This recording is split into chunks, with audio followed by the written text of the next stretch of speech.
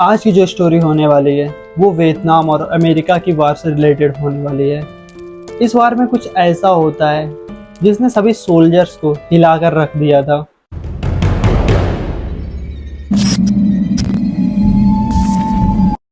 Hello and welcome to Sadie's story. Year 1955 में एक वार Vietnam और अमेरिका बीच में लड़ी जाती है।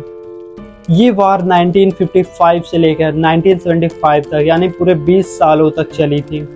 इंटरेस्टिंग बात यह है, एक्सपर्ट का मानना है कि ना इस वार में वियतनाम की जीत हुई ना ही अमेरिका की जीत हुई। लेकिन मैं यहाँ पे आपको इस वार को एक्सप्लेन करने के लिए नहीं, बल्कि इस वार के बीच में 1978 में कुछ ऐसी चीजें हुई थी जो यहाँ के सोल्जर्स ने कभी सोची भी नहीं थी।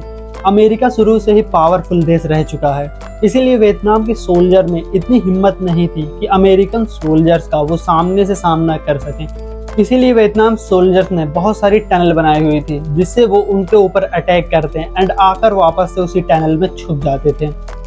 जब इस टनल के बारे में अमेरिकन सोल्जर्स को पता चलता है तो अमेरिकन सोल्जर्स इस टनल को खत्म करने के बारे में सोचने लगते हैं। उन्होंने अपने सोल्जर्स में जो सबसे कम हाइट वाले एंड जो सबसे कम वजन वाले लोग थे उनको सिलेक्ट करते हैं।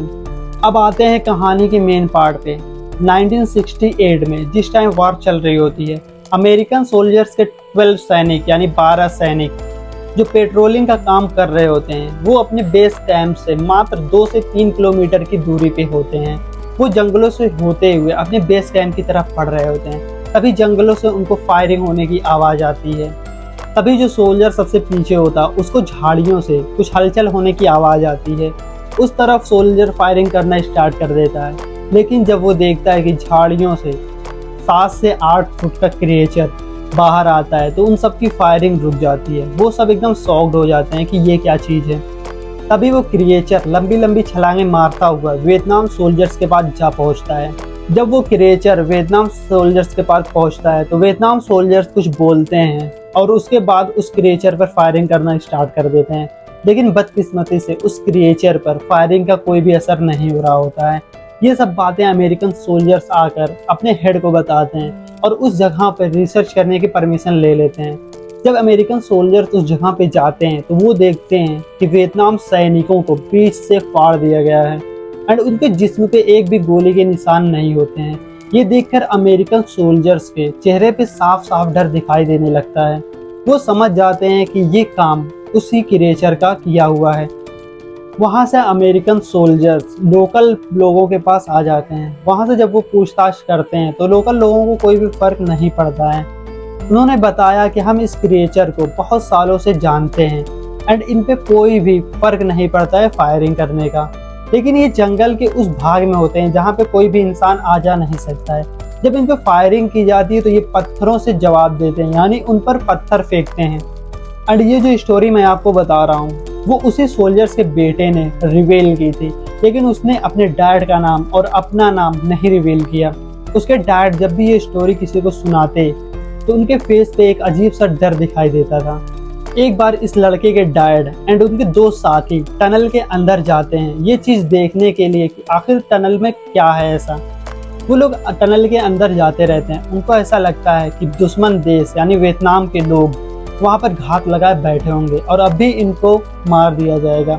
लेकिन उनके दोस्त और अंदर चलते जाते हैं, लेकिन वहाँ पे कोई भी नहीं होता है। लेकिन ये लोग जितना ही टनल के अंदर जाते हैं उनको अजीब सा डर होने लगता है। ये डर सोल्जर्स का नहीं बल्कि किसी और चीज़ का था। उसके डैड ने बताया ये जो डर उनको लग रहा था वो किसी सोल्जर्स का नहीं बल्कि किसी और ही चीज़ का उनको डर लग रहा होता है। एंड तभी उनको एक लेडी की रोने की आवाज़ आती है एंड वो हेल्प हेल्प चिल्ला रही होती है। इन लोगों को लगता है कि वियतनाम सोल्जर्स ने इनके किसी अमेरिकन दोस्त को या फिर अमेरिकन सिटीजन्स को बंधक बना के रखा हुआ है। वो लोग उस लेडी की आवाज़ को फॉलो करते हुए टनल के और अंदर जाने लगते हैं एंड अब इस लेडी की आवाज़ और ज़्यादा तेज हो जाती है। फाइनली ये सोल्जर्स एक रूम में पहुंचते हैं जहाँ पे 2 टूटी हुई कुर्सियाँ रहती हैं। ये रूम इतना छोटा होता है कि उसमें कोई मुश्किल से ही खड़ा हो पाता था। ये लोग और आगे जाते हैं। अब इनको सड़े मांस की बदबू आने लगती है एंड अब वो आवाज़ एकदम से ठप हो जाती है।